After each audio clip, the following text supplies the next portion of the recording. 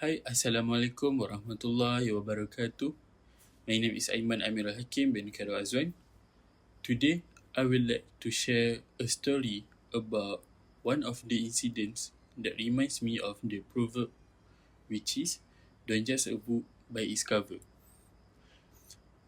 Do you guys know about the word of Yakuza? Most of us thinks that Yakuza is the organized crime, illegal activities, and violence. However, during one of Japan's worst natural disasters, this same group carried out the actions that surprised both the Japanese public and the international community. On March 2011, Japan was struck by a magnitude 9.0 earthquake followed by a devastating tsunami. The disaster claimed 1,000 of lives and destroyed the entire communities, also left many survivors without the access to basic necessities such as food, water, and the shelter. I became interested in this topic after I reading and making some research about the situation, how the Yakuza groups participate in disaster relief effort despite their reputation as criminal organization. Today, I would like to describe to all of you how the Yakuza provide humanitarian aid during the 2011 Japan earthquake and tsunami, as well as the possible reason behind their actions. The first aspect of this topic is the humanitarian assistance provided by the Yakuza after the disaster. Shortly after the earthquake and tsunami, major of the Yakuza group, such as the Yamaguchi-gumi, Sumiyoshi-kai, and Inagawa-kai, quickly organized relief efforts. They mobilized their members and gathered emergency supplies to support the affected community. Because of that, this organization already possess extensive transportation network and logistical resources. They were able to respond rapidly even when roads, communication system, and public service were seriously disrupted. In addition, the organizing relief operation, the Yakuza, also deliver essential supplies to disaster victims.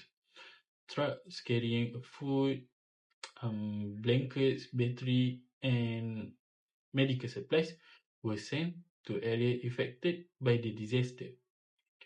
These supplies provide immediate assistance to victims who were struggling to meet their basic needs while waiting for a government agency and other humanitarian organizations to fully coordinate their response effort.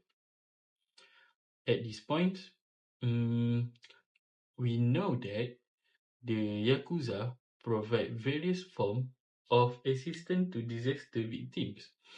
However, their action raise an important question. Why would an organization known for a criminal activity choose to help people during a national crisis? To answer that question, let's join me to examine the possible motivation behind their humanitarian effort. I think one of the possible reason why they were helping communities is the Yakuza historically viewed as a protector of the local community. They often associate themselves with the concept of Ninkyu. What is Ninkyu? Ninkyu is a traditional code that emphasizes a duty helping ordinary people during difficulty times. By providing aid during the disaster, this group were able to reinforce the image that they were serving and protecting communities when help was actually needed. So I think that is the one of the reason why they were helping the community. As I come to the end of my speech, let us briefly look back at the key points discussed today.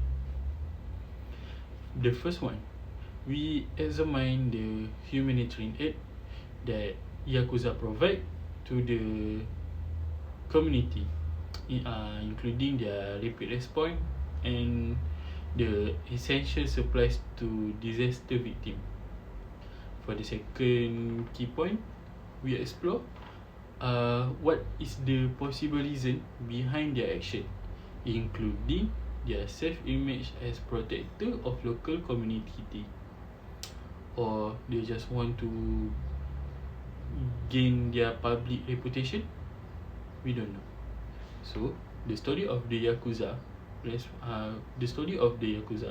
response to the earthquake and tsunami in Japan reminds us that human actions are often more complex than the labels we place on people or organizations.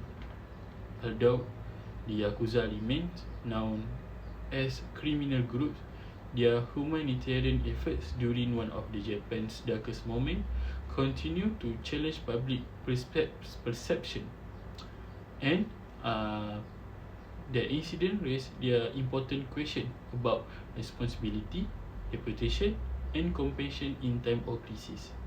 Thank you. I think that's all from me.